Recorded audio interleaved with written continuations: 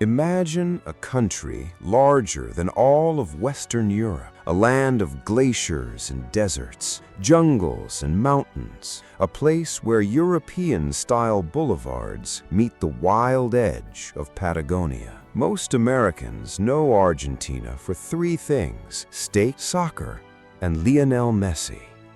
But a century ago, Argentina was known for something very different.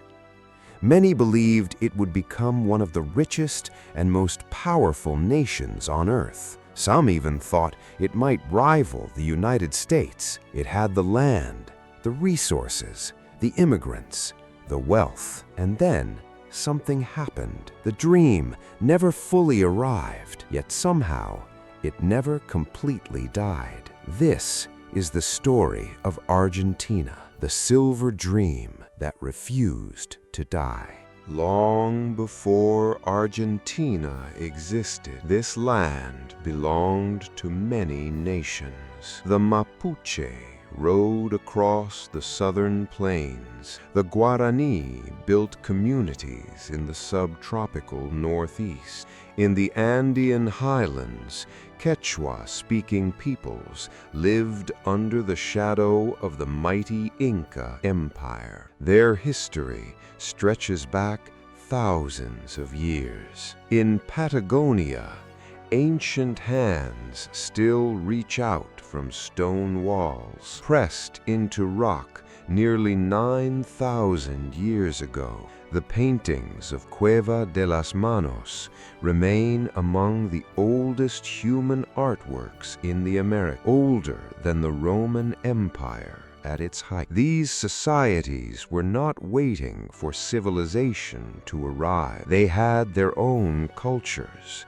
their own trade networks, their own deep knowledge of the land. But another world was already moving toward them across the Atlantic. In 1516, Spanish explorer Juan Díaz de Solís sailed into a vast estuary that Europeans would call the Rio de la Plata, the River of Silver. The name reflected a dream. Stories spread through Europe that unimaginable riches lay somewhere beyond these waters. Spain claimed the region. Settlements followed, then soldiers, priests, governors, and merchants. For the next 3 centuries, the territory that would become Argentina existed under Spanish rule. Its economy served distant interests. Its indigenous populations faced displacement, violence, and cultural erasure. Catholicism spread. Spanish became dominant. A new society emerged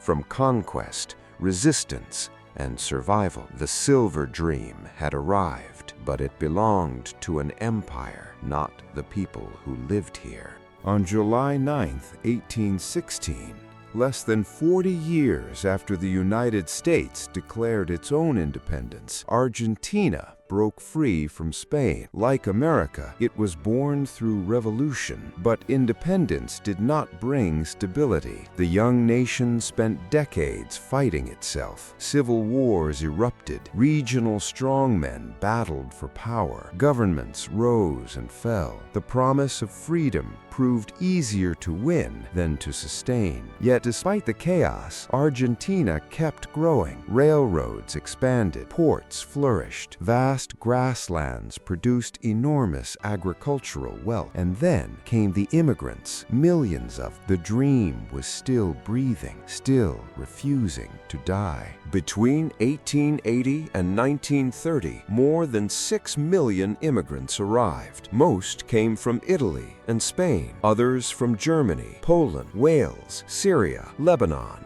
and Japan.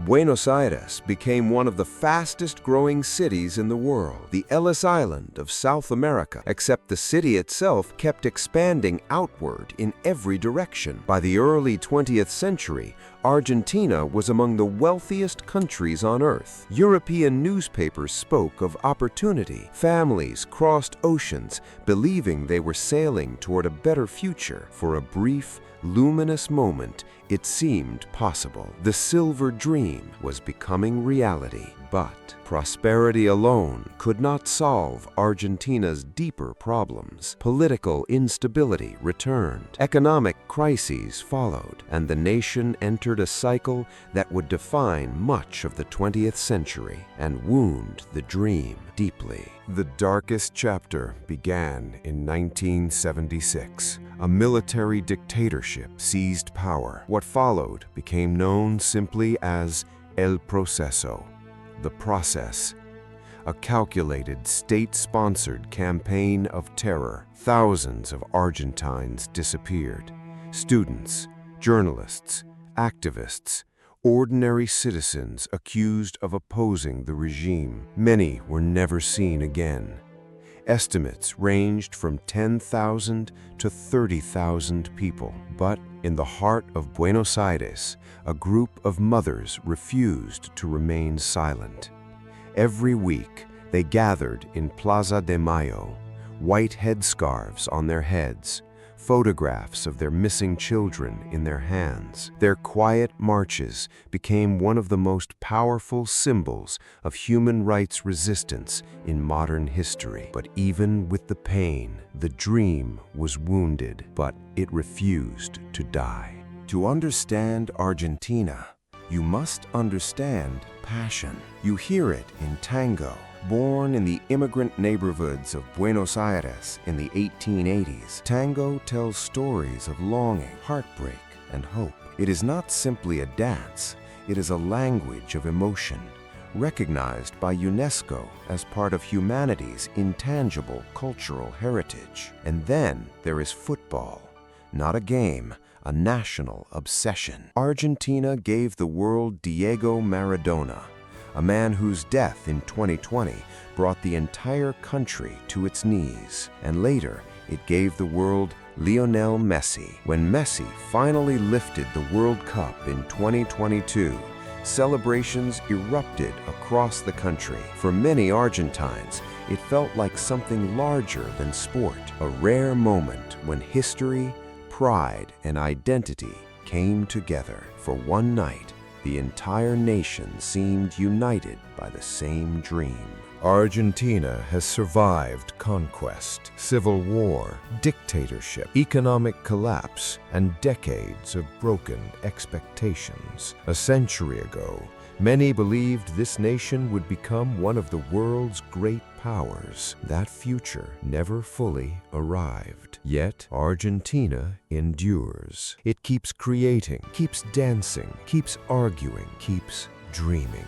Perhaps that is the real story. Not that Argentina failed to become what the world expected, but that after everything it has endured, it never stopped believing in tomorrow. That is the Argentine paradox, always on the verge of catastrophe, always impossibly alive. And that is why the silver dream still lives. If you enjoyed this journey into the history of Argentina, subscribe to Veil of Civilizations and tell us in the comments, which civilization should we unveil next?